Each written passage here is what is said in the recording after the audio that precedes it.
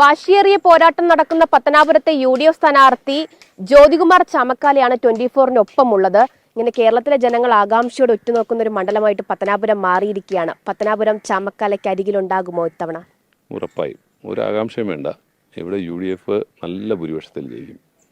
ഒരു അട്ടിമറി വിജയം ഈ നിയോജകമണ്ഡലത്തിലുണ്ടാകും. ഞങ്ങളെ സംബന്ധിച്ച് ഞങ്ങൾ ഭൂരിപക്ഷം എത്ര വർദ്ധിക്കുന്നു എന്നതിനെ സംബന്ധിച്ചാണ് ഞങ്ങളുടെ ഇപ്പോൾ ആലോചന. തീർച്ചയായിട്ടും ജയിക്കാൻ കഴിയുന്ന എല്ലാ സാഹചര്യങ്ങളുമുണ്ട്. വലിയ വിജയം എന്ന് പറഞ്ഞാൽ നല്ല മെച്ചപ്പെട്ട കണ്ണഞ്ചിപ്പിക്കുന്ന വിജയം ഈ പത്തനാപുരത്തുണ്ടാകും എന്ന കാര്യത്തിൽ തർക്കം വേണ്ട. ഭൂരിപക്ഷം എത്രയായിരിക്കും എന്നുള്ളത് എന്തായാലും ഒരു 5 അക്കത്തിൽ മേലുണ്ടാവും. എന്തുകൊണ്ടാണ് ആത്മവിശ്വാസത്തിനൊരു കാരണം? വിശ്വാസം ഞങ്ങൾക്ക് അടിസ്ഥാനപരമായ കാരണങ്ങളുണ്ട്. ഞങ്ങളിപ്പോൾ ആരെങ്കിലും പറഞ്ഞു ബോധ്യപ്പെടുത്താനില്ല.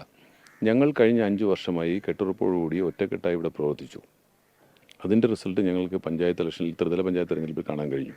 അതിനുശേഷം ഞങ്ങൾ പുതുയുഗ യാത്രയിലും ഞങ്ങളുടെ തെരഞ്ഞെടുപ്പുമായി ബന്ധപ്പെട്ട കൺവെൻഷനിലും ഒക്കെ ഉണ്ടാകുന്ന ഞങ്ങളുടെ ജനപങ്കാളിത്തവും പൊതുജനങ്ങളുടെ ഞങ്ങളോട് കിട്ടുന്ന പിന്തുണയും അതിൽ നിന്ന് പൊളിറ്റിക്സിൽ വീക്ഷിക്കുന്ന എല്ലാവർക്കും ബോധ്യപ്പെടുന്നതാണ്. അപ്പോൾ നമ്മളെ സംബന്ധിച്ച് നല്ല ബോധ്യത്തോടുകൂടിയാണ് ഈ പറയുന്നത്.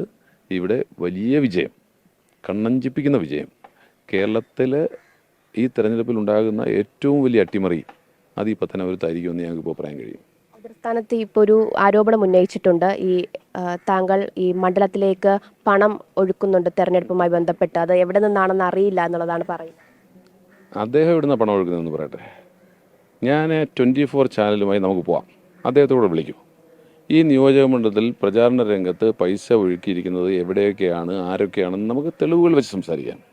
അദ്ദേഹം എത്ര ഹോർഡിങ്സ് വെച്ചിട്ടുണ്ട്, ഞാൻ എത്ര ഹോർഡിങ്സ് വെച്ചിട്ടുണ്ട്, അദ്ദേഹം എത്ര ഫ്ലെക്സ് അടിച്ചിട്ടുണ്ട്, ഞാൻ എത്ര.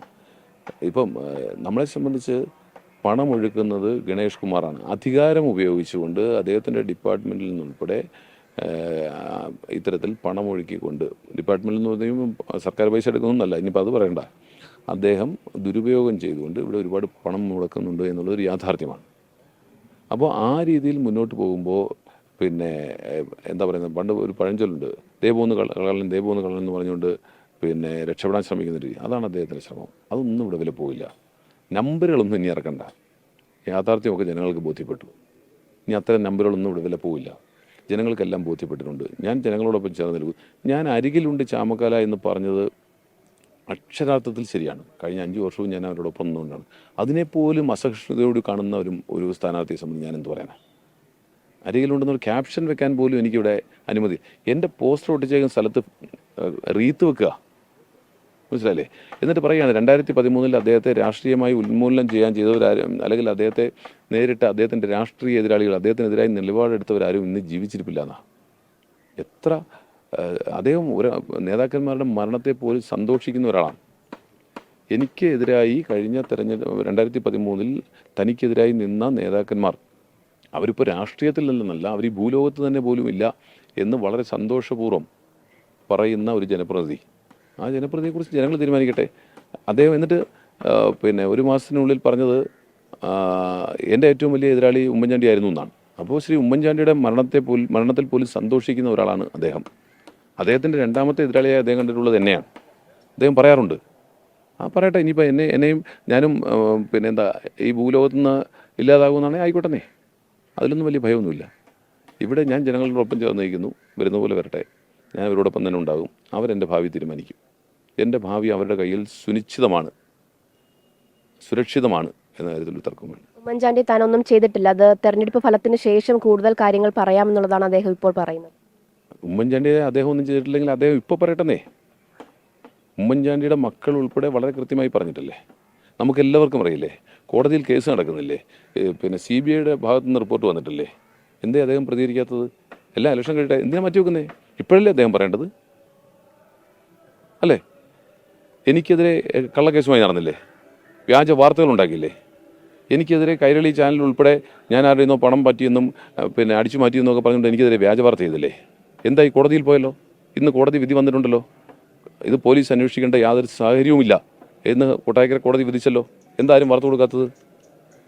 അപ്പോൾ എല്ലാ മ്ലേച്ഛകരമായ പിന്നെ എന്താ ഇടപെടലും നടത്തിയിട്ടും അദ്ദേഹം ഇങ്ങനെ കിടന്ന് നിലവിളിക്കുന്നത് എന്തിനാ? ജനങ്ങൾ തീരുമാനിക്കട്ടെ. ഞാൻ അവരോടൊപ്പം ചേർന്ന് നിൽക്കുന്നത്. എനിക്ക് നല്ല ആത്മവിശ്വാസമുണ്ട്. ഞാൻ കഴിഞ്ഞ 5 വർഷവും പരാജയപ്പെട്ടതിന് ശേഷം ഇവിടെ നിന്നിട്ടുള്ള ഒരാളാണ്. സജീവമായി അവരുടെ സുഖദുഃഖങ്ങൾ. ഞാൻ മരണ വീട്ടിൽ പോയതിന് എന്നെ ആക്ഷേപിച്ച ആളായി ഇവിടുത്തെ MLA, അറിയാമോ? മരണ വീട്ടിൽ പോകുന്നത് എനിക്ക് പിന്നെ ശവപ്പെട്ടി കച്ചവടക്കാരൻ്റെ മനസ്സാണെന്നും ഞാൻ മരണത്തിൻ്റെ വ്യാപാരിയാണെന്നും പറഞ്ഞ ആളെ ഇവിടുത്തെ MLA. ജനങ്ങൾ തീരുമാനിക്കട്ടെ. ഞാനെല്ലാം ജനകീയ കോടതിയിലേക്ക് വിടുക. ജനം തീരുമാനിക്കട്ടെ.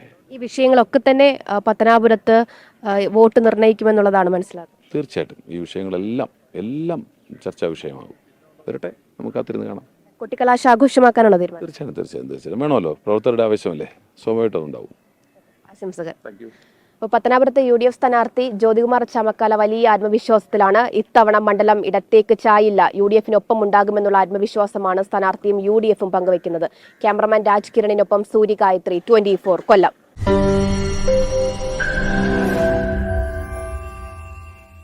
ലോകത്തെവിടെയായാലും ഏത് സമയത്തും 24 വാർത്തകളും ഓഗ്മെന്റഡ് റിയാലിറ്റി പാക്കേജുകളും എക്സ്പ്ലെയിനറുകളും വിശദമായി കാണാൻ ഞങ്ങളുടെ YouTube ചാനൽ നിങ്ങൾക്ക് സബ്സ്ക്രൈബ് ചെയ്യാം.